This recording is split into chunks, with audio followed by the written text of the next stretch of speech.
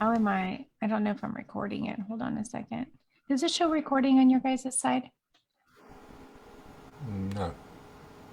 Yes, Doesn't say. yes. It shows it's recording. It's live on Facebook, and I got the little thing that says you're recording. It does? Okay. Over here. You It's mean only live, but showing it's you're not live, recording. though. Yeah, it's only showing you're live. No, it's not recording, Chaz.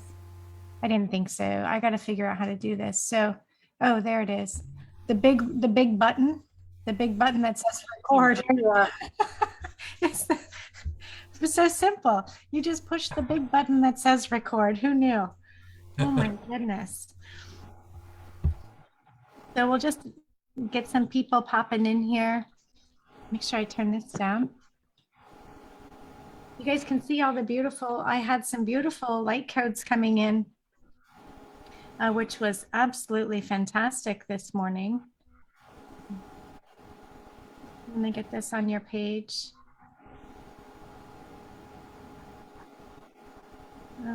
Copy link.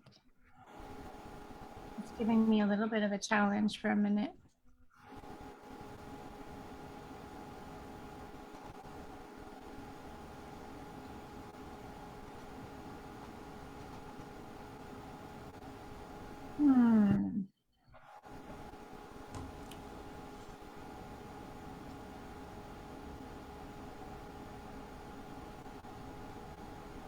I don't know where this is popping up. More options. Oh, beautiful. Well, thanks for being patient with me today, you guys, as I try to figure out what in the world I'm doing right now. I'm getting all kinds of weird things. I just want to share it to Colin's page, and I can't seem to get it onto his. I can't seem to get it onto his. It's not letting me copy it. Oh my gosh, this is so crazy. That's okay. I'll just share it after the show. Okay, I think I've got it now. I'm just going to paste it right here. Paste it. Okay, I got it on there. I just had to find a different way to do that. So thank you for your patience. Hello, everybody. Hi, Colin. Look, and we have some people joining us in our container as well. This is beautiful. Feeling the love. Hello, Beverly and Chris, Augie, Sue. We have some, Colin and I have been talking about how things are going to speed up, how things are going to get a little bit crazy, how things are going to get intense, and they certainly have on all fronts, whether those be personal fronts, government-faced fronts, however, all the fronts. It's gotten pretty intense, and it is bringing up some really interesting times, and it bringing us back to we're really learning how to bring ourselves back to sovereignty, and this has been the goal the whole time, is to really step back into sovereignty. And on this, I wanted to read a quote that was actually spoken by David Maxwell Fyfe, and he was part of the Nuremberg war crime trials. And so he speaks on natural law. And this is what we're getting back to. Natural law, also known as God's law.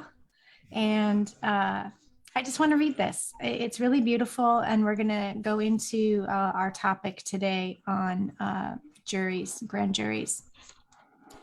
Nature is a revelation, and as just now we are seeking to protect our environment, we must at the same time protect the best of our nature. Wherever and whenever humans have roamed the earth, they have carried with them an instinct for rightness and fairness, a respect for freedoms and rights of others. This instinct can be swamped by others' instincts for brutality, power, and control through fear. But that finer instinct remains and has been named natural law, which, like a stream, is a mutable constant. There are countless streams of natural law. So I'll just leave it at that. And on that, we're going to talk a little bit about what is a grand jury and how do we create this lawful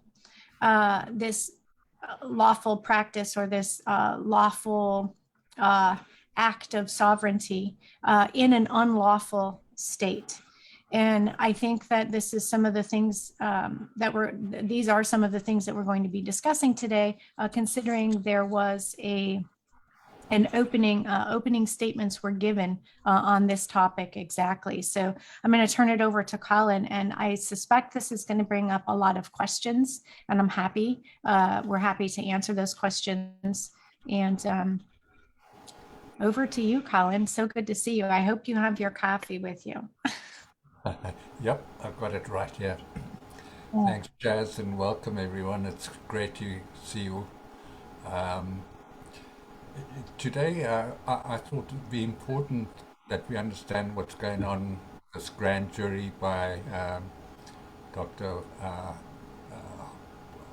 Fulmich, Rainer Fulmich, and to understand, first of all, what is a grand jury and how does it become legitimate in an illegitimate legal system. And I'll explain why the legal system we have here is illegitimate. As Chaz says, it's not natural law, it's man's law. And it's a form of law that was created to monitor commerce and trade.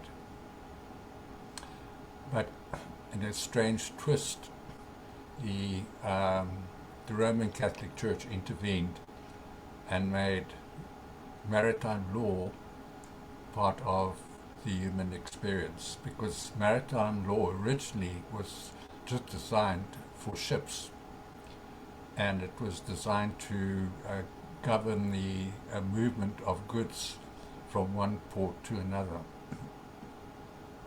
So let's get into what is a grand jury. Now, a grand jury is just a court. It is a legitimate court. It doesn't have to be a court in the legal system that we have here. It is just a court where evidence is presented by a lawyer or a prosecutor or several lawyers, where this evidence is given to the people to establish whether a crime has been committed and to recommend an interdict of that crime and to prosecute it. But a grand jury is not a prosecution court. It doesn't hold any standing as a prosecution court. It only recommends a prosecution. So there'll be a whole process that happens after the grand jury is ended in order to give it legitimacy in an illegitimate legal and jurisdiction system. I'll explain what that is. But the important thing to remember about a grand jury, the grand jury is just presenting evidence to the people, and the people must decide. And the people must be the ones to recommend whether an interdict should be recommended or not. I heard Dr. Fulmich say in the first video that they are going to issue interdicts, which is possible, but the way interdicts really work is, interdict comes from a Latin word interdictum, which means just to intervene and to recommend a course of action.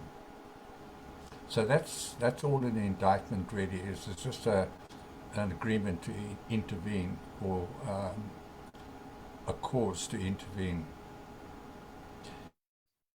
And the important thing that we have to remember, that the grand jury is for the people, by the people and with the people. Without the people's support, the grand jury will have no a force in effect. If nobody watches those videos, nobody hears the evidence. So the grand jury is going to have to tell the courts when they do their interdicts how many people watched the videos and how many people agreed that a crime had been committed and that an indictment should be issued. So that's our role, is to be the jurors on this court. Yes. So I have a question about that. So this is a group of humans coming together to show evidence of crimes against humanity. They have a lot of evidence. These are doctors, scientists, all these amazing beings have gone against the grain, bringing knowledge, information that has been very well studied, that is very well known. These are doctors, scientists, lawyers. These are people that are that have been very well respected throughout time up until now, because they're going against the grain. So these aren't just a bunch of yahoos coming together. They are actually saying, we're not being heard, and the people, humanity is being harmed, and it's at it's at an accelerated rate, something that is unprecedented. They're bringing this to the people, and we have the right, we have it in God's law, we have the right to create this type of system. It is based off of the United States court system. This is so the outline, it's kind of like it's a cake pan, right? So like, here's the cake pan. This is just what you have to put the cake in, and what ingredients you use is kind of like what ingredients you use.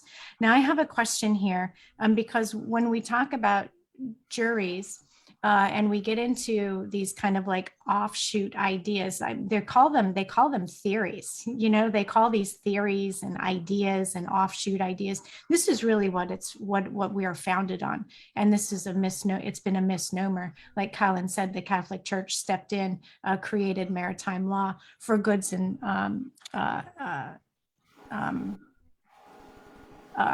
consumers, for goods, and we're goods. So, and we'll get into that another time. But my question here is, do they have, because listening to the opening statements, they didn't have like a jury there, like all of us watching create the grand jury. And in order to have a grand jury, I think it's a minimum of, is it 15 or 23 people? It's something like that. It's actually a small number to create a grand jury, but we want a grander jury. we want all the people to look at this evidence and to see it. We want you to see we want you to hear these statements, and we want you to be able to look at the proof of crimes against humanity. And that's what this is about. So we the people. Yeah, and I'll explain a little later what the likely course of action of this group will be in order to present the evidence in a way that will make it compelling for the courts to actually take on this, to actually convene a trial, a formal trial against these people. But just so that we understand a bit of history on law,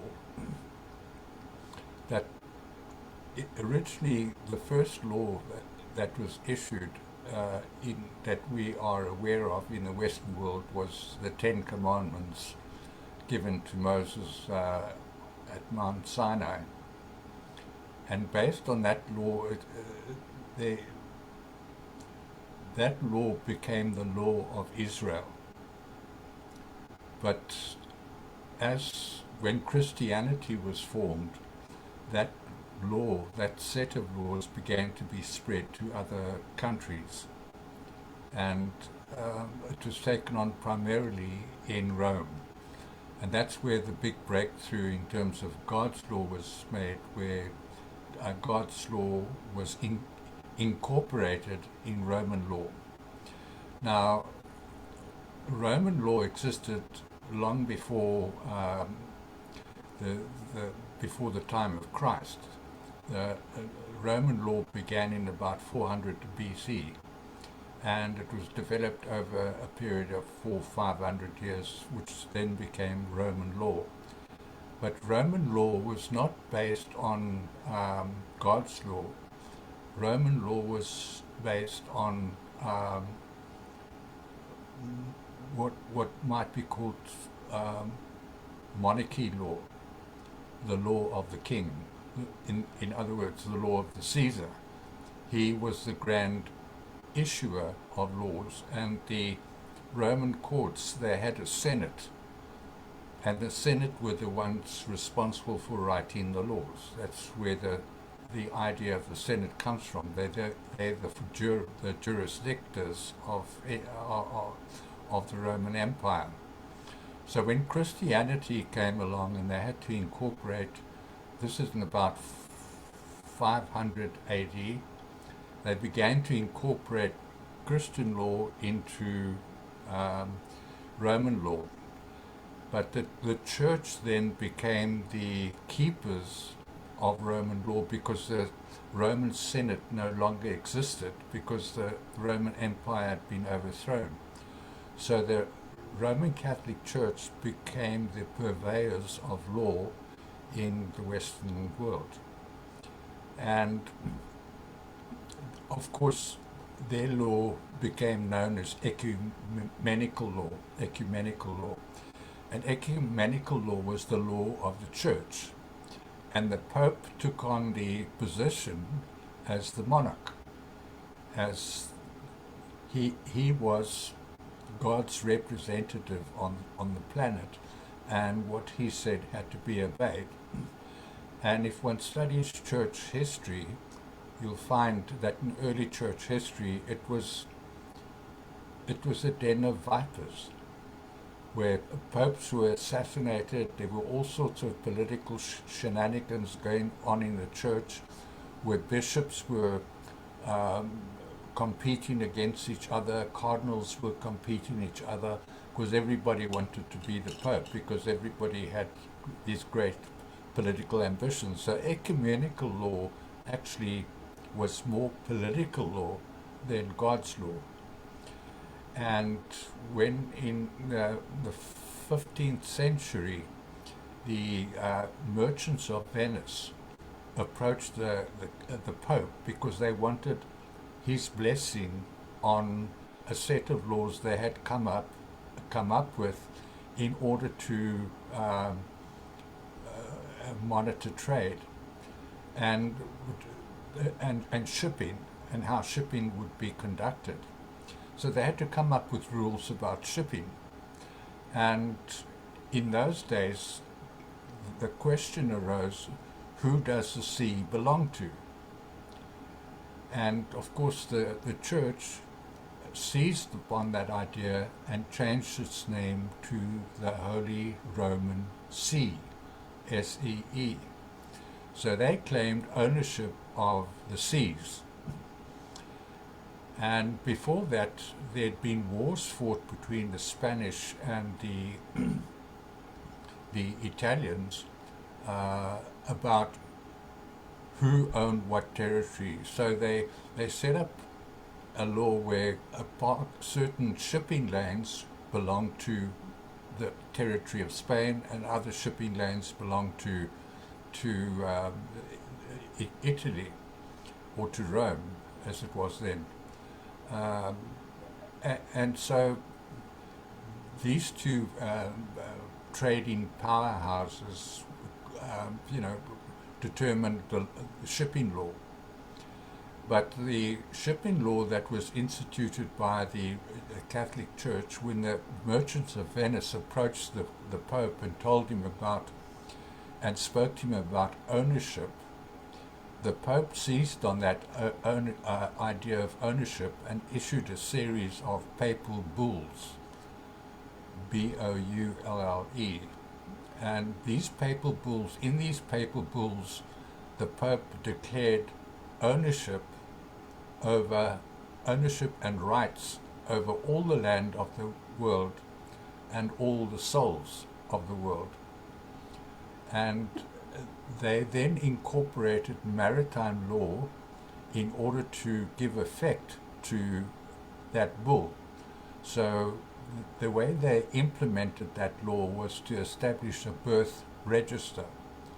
Now, the birth register was based on maritime law. And what happens is when a ship is berthed in harbor, the ship's captain has a ship's manifest, which explains to the harbor master what cargo he's carrying, and he asks for permission to transfer that cargo onto the land. So the ship is then docked in the port, and the goods are then transferred over onto the land. And the harbor captain then takes temporary ownership of the goods until the rightful owners come along, present their papers, and present their payment, and then the harbour master would release the goods to whoever they were consigned to. So the church seized upon this idea and said, what if we want to implement ownership of the people, and we can treat them as cargo, as shipping cargo?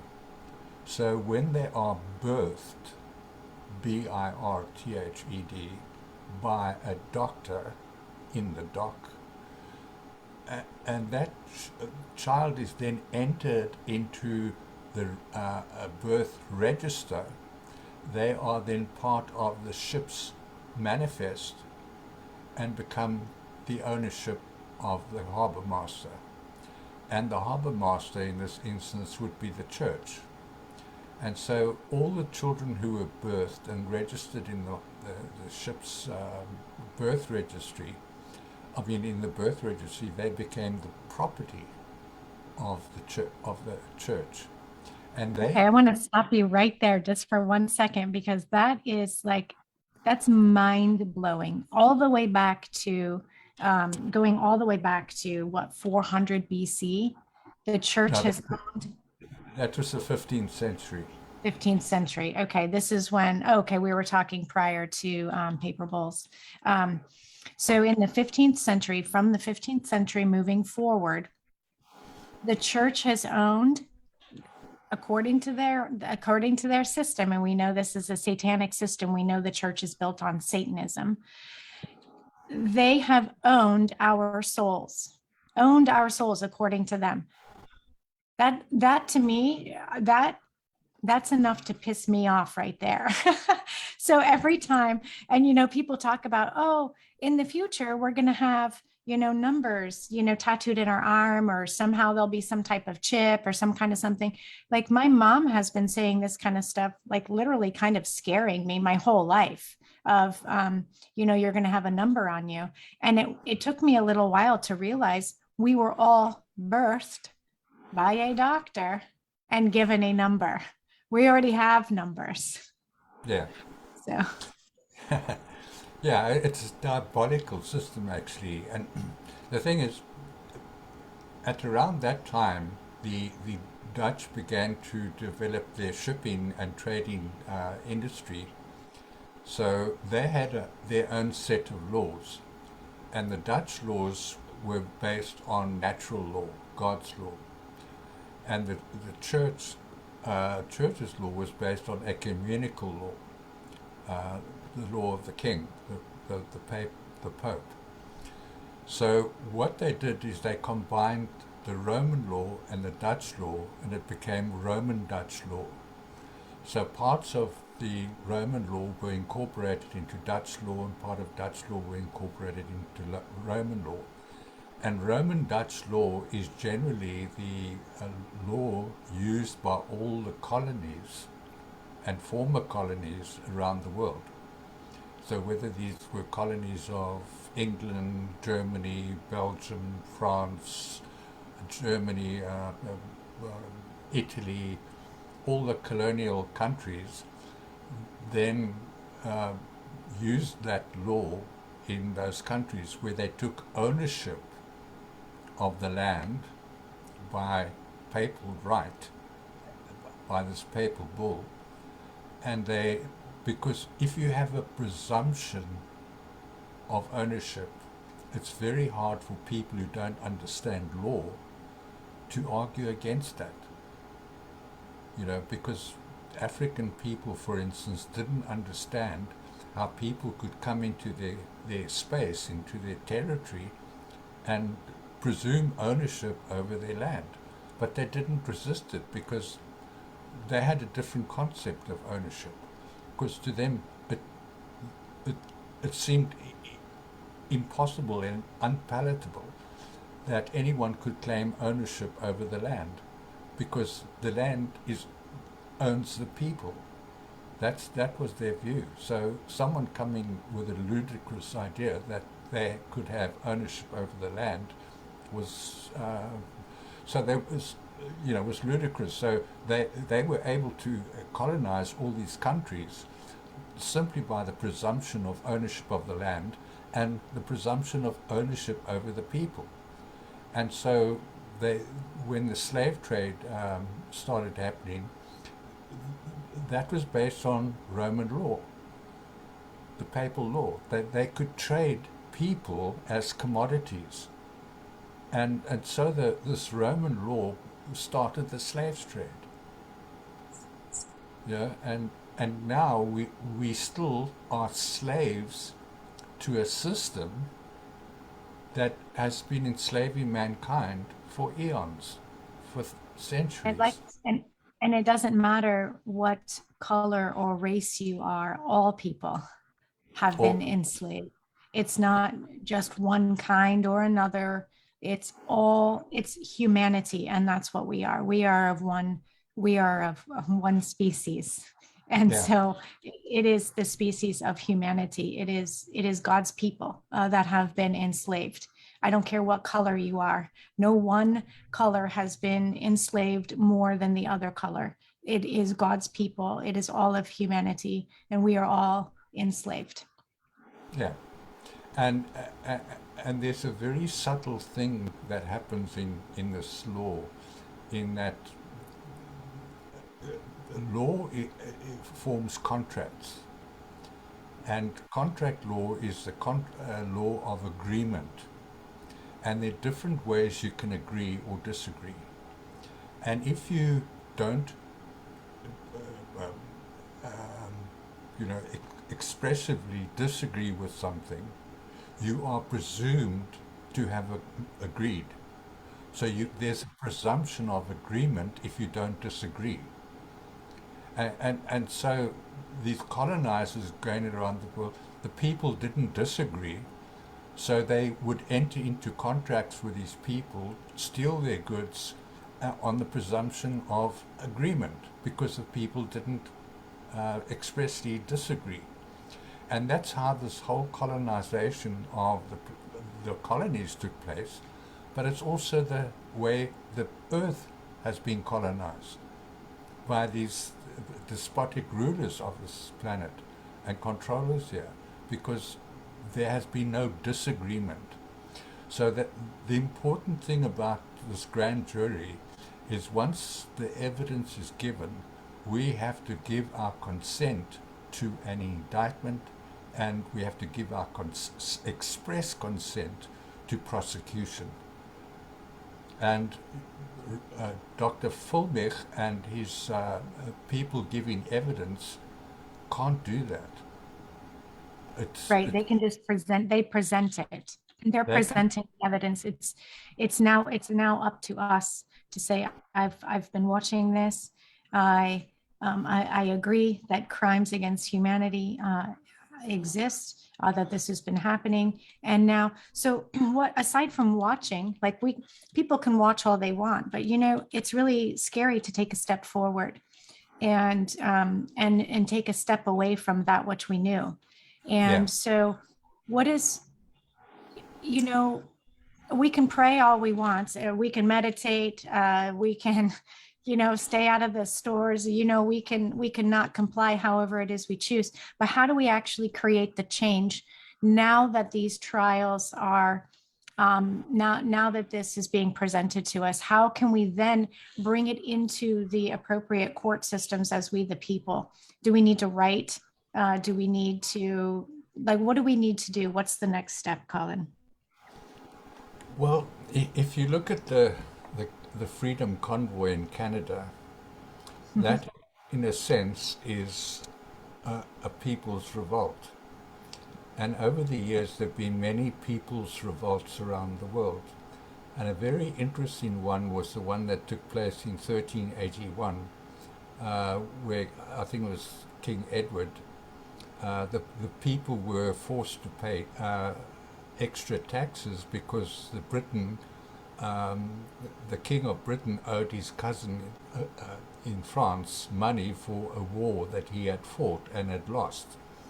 So he increased the taxes of his people, and he did that through courtiers that he called barons.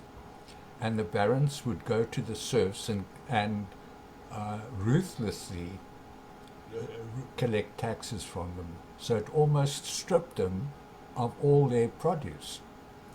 And the people got really upset about this, and they decided in a small field in a village called Smithfield to revolt.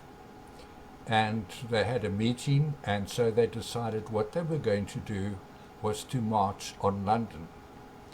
And they started out as a group of about 15 people who set off on this trail to get to London. By the time they got to London, they had a crowd of about 200,000 people. And in those days, that was a considerable amount of people. And they had the same experience that the truckers are having, that people gave them food, gave them shelter, assisted them in any way they could, sometimes replaced their horses, because some of them were on horseback and some were, walked the way. But the leaders were on horseback, so wherever they went from village to village, their horses were renewed and they got new steeds and they went on. So because they had a deadline to meet for various reasons. But they ended up going in a field in a place called Ganymede, which was just outside London. And it was a general meeting place for people. And it was between Windsor Castle and another place called Snares, and which represented the monarch and the people. So in the center, and at the barons, and some of the barons of King Edward were for King Edward. They were pro-monarchists, and there were some who were not pro-monarchists. And so all these barons got together with the Archbishop of Canterbury, who was the head of the Church of England, and they set out to negotiate a settlement between them. And after many days of arguing and writing, they wrote up a document called the Freedom Charter. And this was the first time in human history where people's civil human rights were acknowledged, where the people were acknowledged as individual were beings who had inalienable rights. And so this document called the Freedom Charter later on became what is called the Magna Carta. Magna means great and Carta means charter, so it was the Great Charter. And so the Magna Carta became the template for many constitutional constitutions. It was considered the first constitutional document on the planet. And many of the founding fathers of the United States were very aware of the founding of the Magna Carta, and they based the United States Constitution on the Magna Carta. But they also recognize that the people have a right, in the event of their government becoming despotic, that the people had a right to revolt against their government. And it's part of the Constitution of the United States. So, and many other constitutions around the world. So people might think, well, this grand jury is not going to be very effective. But if the people revolt and they show their support for it, the leaders on this planet will have no alternative but to agree. And yeah, but it takes a weight of people to do that. And that's why I'm encouraging people to support this grand jury, and not only to support it by listening, but to spread the news, spread it out, tell people about it, which I've been doing. I've been telling everyone I meet. Have you heard about the grand jury run by Dr. Rainer Fulmich? And a lot of people was, to my surprise, saying, no, they haven't heard of it, but can I tell them where to find it? And so I give them the address to go and have a look. And they're very encouraged that something like this is happening, because everybody wants to end the stupid pandemic and the stupid overreach by our governments. And our governments, basically, if one looks at the evidence, our governments have breached our constitutions, and they've breached our the United Nations human rights laws. So we have every right to stand up to our governments and say, no more. We want, an end to all these mandates. So people shouldn't doubt their legitimate right to take back their freedoms, because that is the purpose of the Constitution, is to grant people their freedoms and to recognize the sovereignty of each individual. But our governments have not recognized our sovereignty. They've breached their own constitutions. In South Africa, it's very clear that they've breached our constitution. They've not acted in the best interests of people, and they've been tyrants. And tyrannical law is not part of the jurisdiction system on this planet. So they are acting in illegitimacy, and we have every right to fight that. I'd like to make a correction with the grand jury. A grand jury is 35 people, and a petite jury is 13 people. So thank you, Dr. Stephanie, for sending that information in. I know there's a lot of you can read a lot of different variations in numbers of what creates a grand jury. And I think it's done by design to keep us confused and keep us in a space of holding, that our voice isn't powerful, that our sovereignty isn't right, that our governments know better. It's been more overreaching than obviously in my lifetime. I've never seen such an overreach, but there's another aspect to this, in my opinion, and that is the way that the energies are shifting. People are waking up and breaking through the frequency fence. Their quarantines are being lifted, and these are energetic frequency fences. And so in divine timing, you will step outside of that frequency fence by default and look and go, what kind of mind-bending, mind-controlled, tyrannical world was I living in? And you have that once you see, you can never unsee.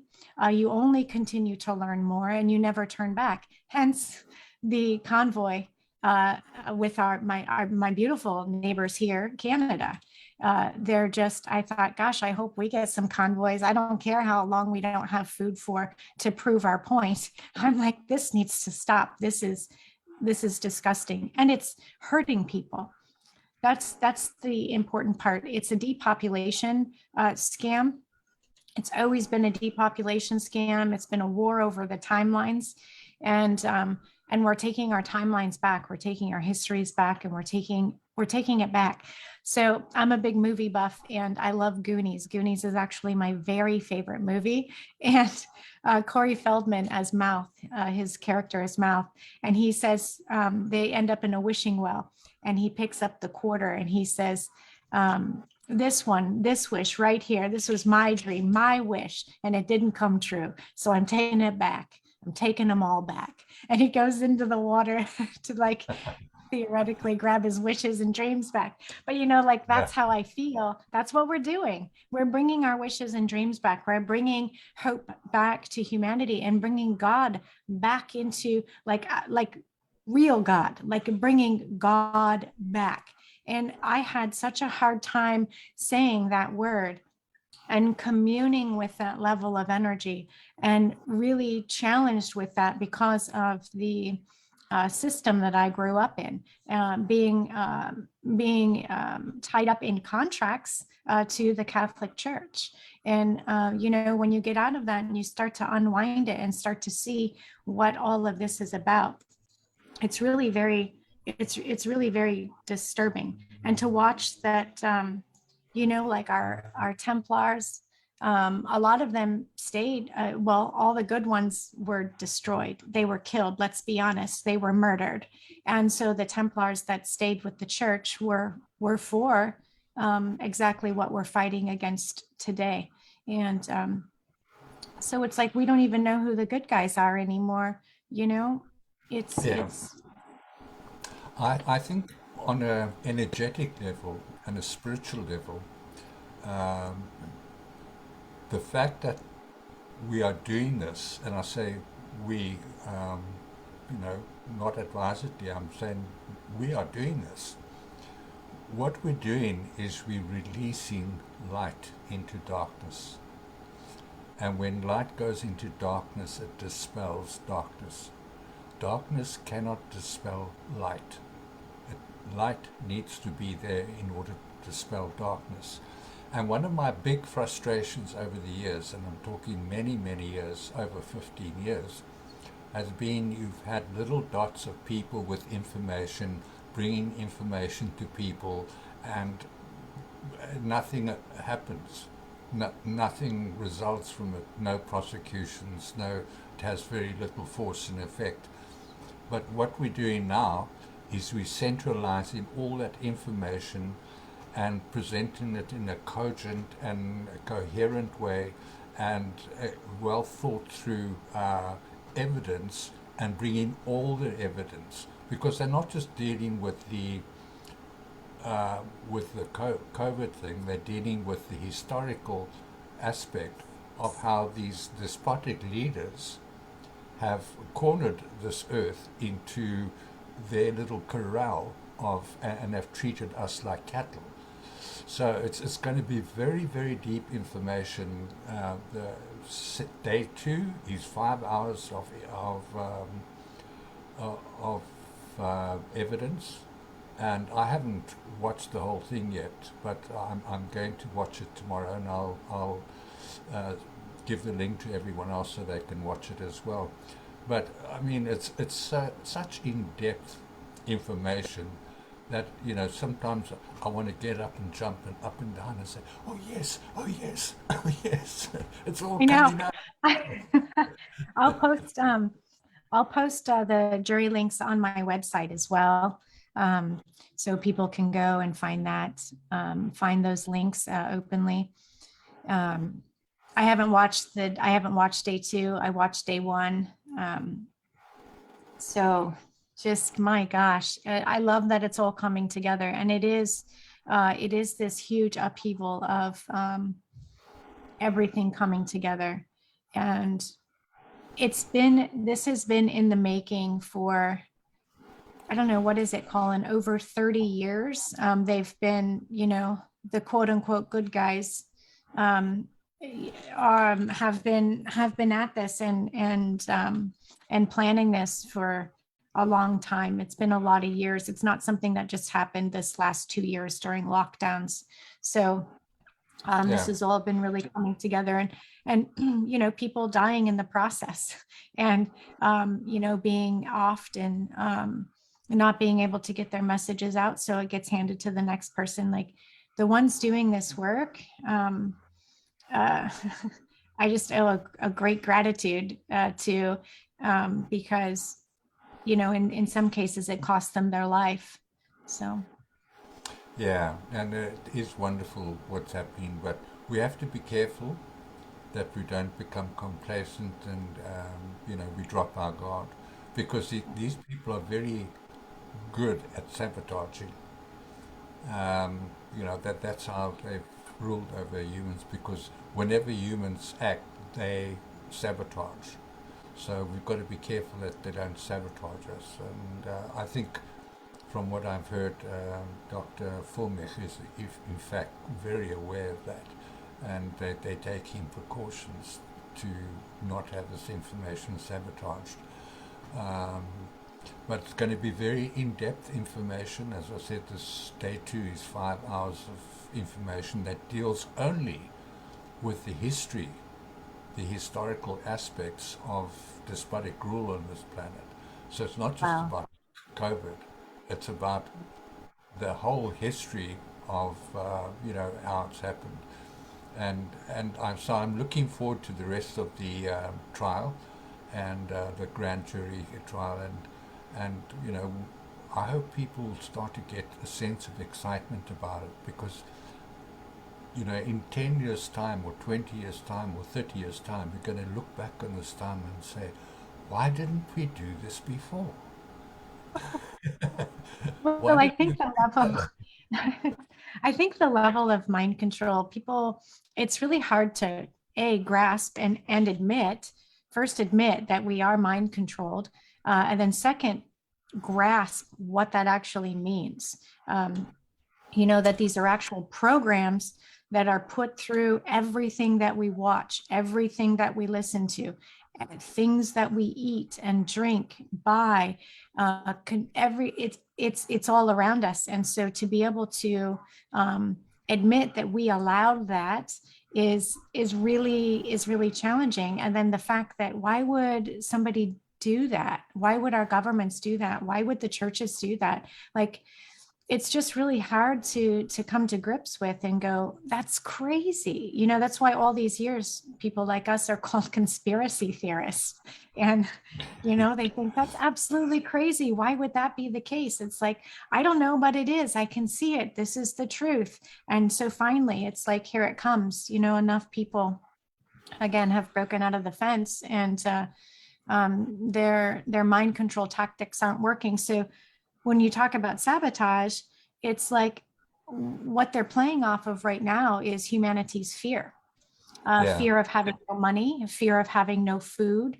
They're going straight for survival, which are the only place, which is where they control us from, is those lower, the lower vibrating densities there. So, when you're able to let go of the fact that you're attached to those things, you're never going to just allow them. I guess I make it sound easier than it is. I mean, you have to work your butt off to be fear free, but to the best of your ability, just know that less is more, and that you're going to be divinely protected, yeah, and trust and believe that you're divinely protected. Have faith. I think we've talked about this before, Colin, having faith, understanding yeah, what that means. yeah, yeah. There's not a pandemic of COVID on this planet. To me, the big pandemic is cognitive dissonance. Yeah. And if people understand that cognitive dissonance is the inability to see what is in front of you, and many people suffer them. They will see something, and then they will give it a name which has been indoctrinated into their heads, and then they will attach that name to the thing they are seeing and believe that that's what they are seeing. They think seeing is believing, but they're not seeing what they believe. They're seeing what they've been indoctrinated with. They've been So they're told to not believe. they're not really seeing reality. Yeah. Yep. Yep. And that's honestly, that's hard to admit. It's hard to admit that someone's told me to see something or feel something or believe something, and that I'm not of my own free will thinking these things. Um, Yeah. Now, that's not to say people haven't gotten sick, because they have. And again, it's of the mind. And if you let it in, you let it in. And I've even been under the weather. If I have, this is like when we understand what these kinds of energies are, they attach to fear.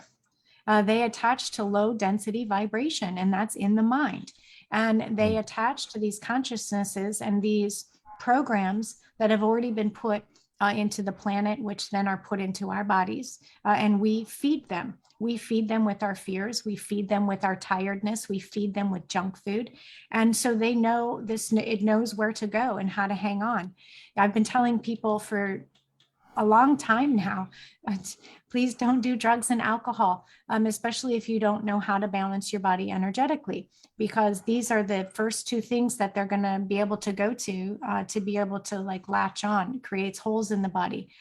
Um, I'm not saying that some people can't like overcome that with a certain vibration, but the majority of people don't have a high enough vibration to allow that frequency to be cleared out of the body. And so it'll piggyback in viruses, demonics, other entities, thought forms, these kinds of things.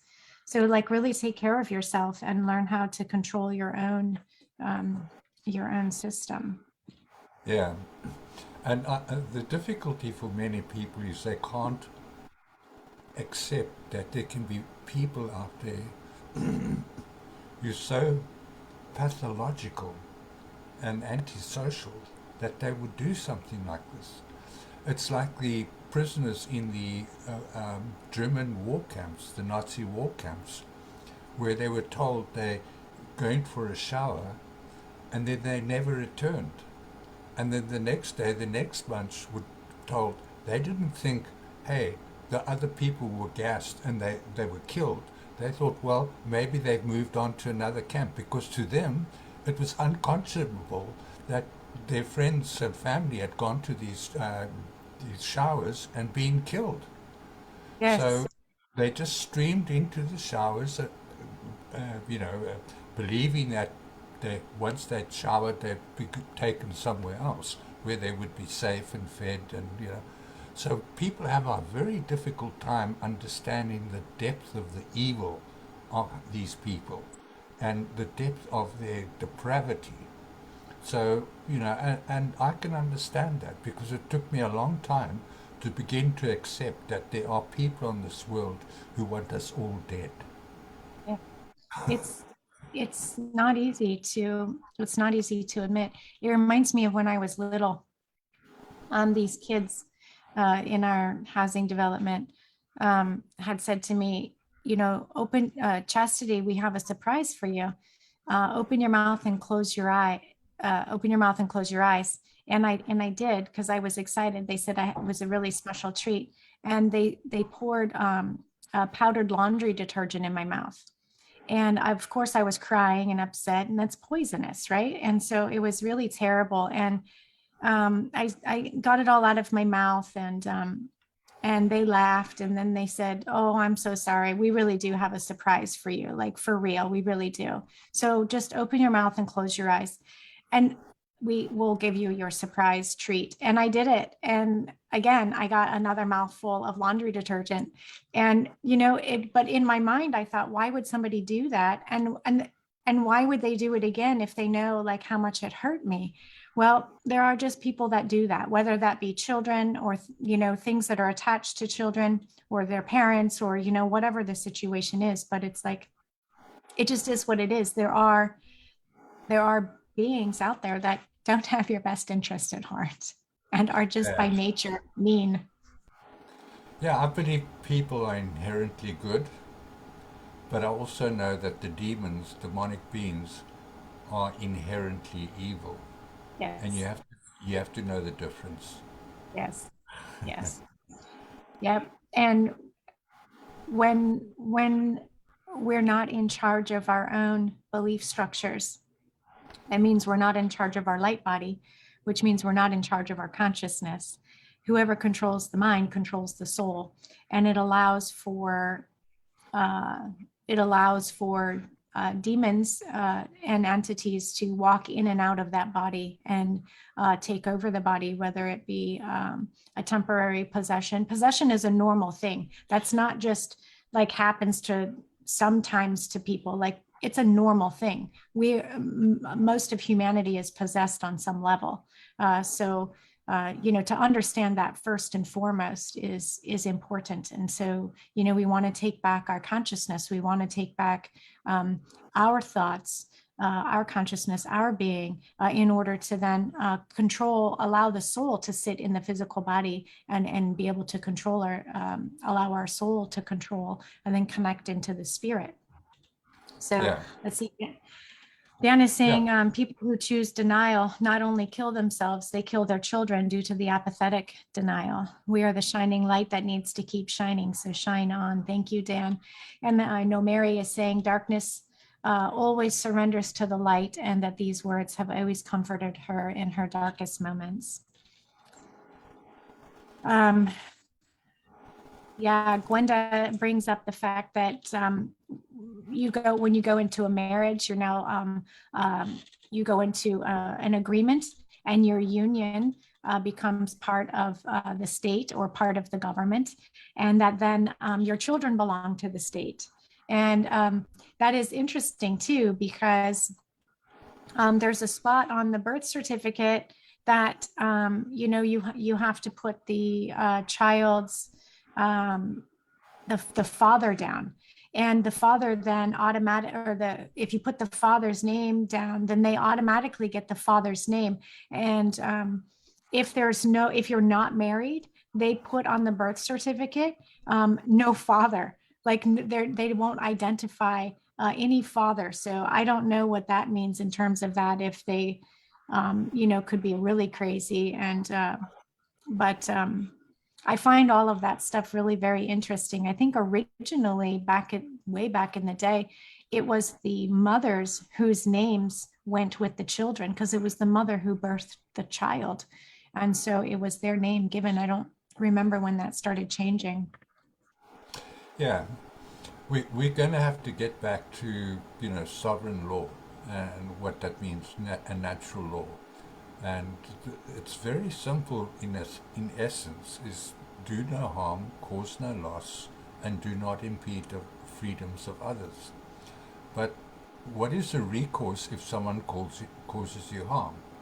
Now the Bible sets out very clearly what the recourse is, and it's called repentance, restoration,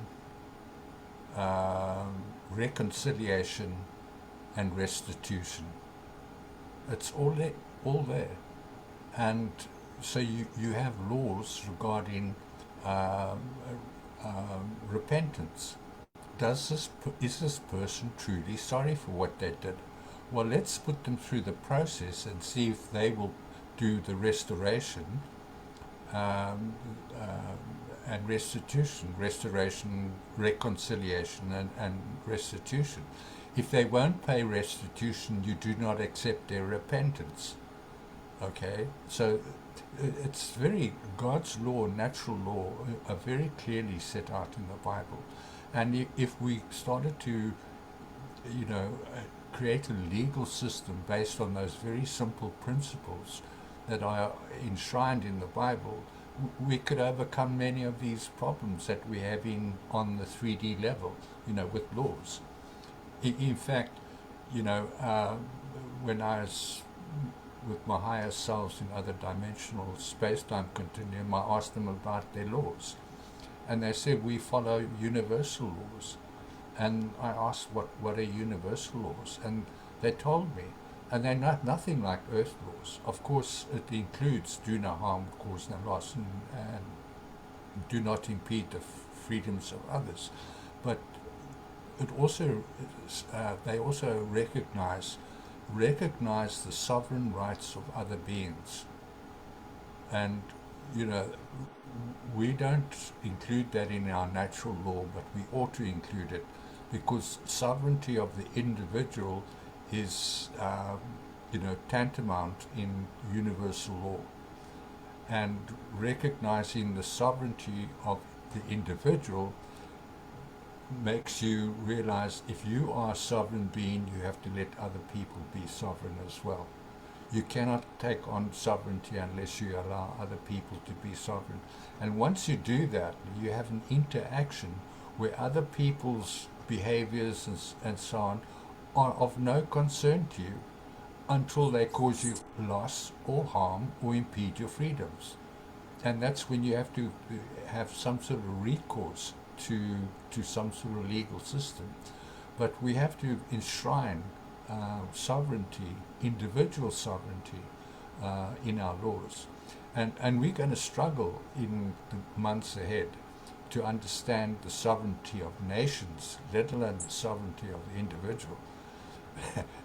Because what's been happening on this planet is the sovereignty of nations has been hijacked as well. Yes. Yeah. I don't mean to laugh, but it's really going to be a challenge. It really is going to be a challenge. But I have faith in humanity, and I have faith in God. I have faith in sovereignty. I have faith in divine will, and I believe it's just going to come together. And these structures that were built by the controllers are going to fall, and they're already falling and crumbling.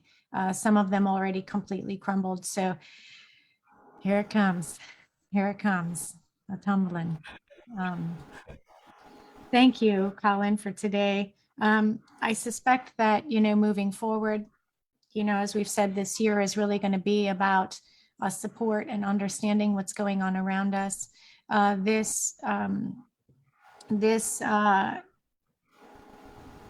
trial is a really big deal.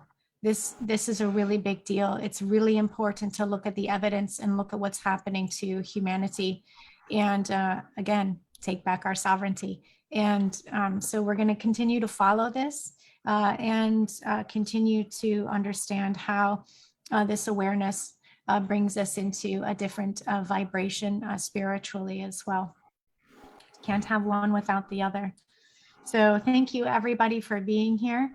For those of you who are participating in our declaration, then please pop in with your Zoom link, and we do a private declaration. And so we'll see all of you guys next Sunday. Thank you, Colin. Love you. Love you all. Love Bye. you. Ciao. Bye. See you soon.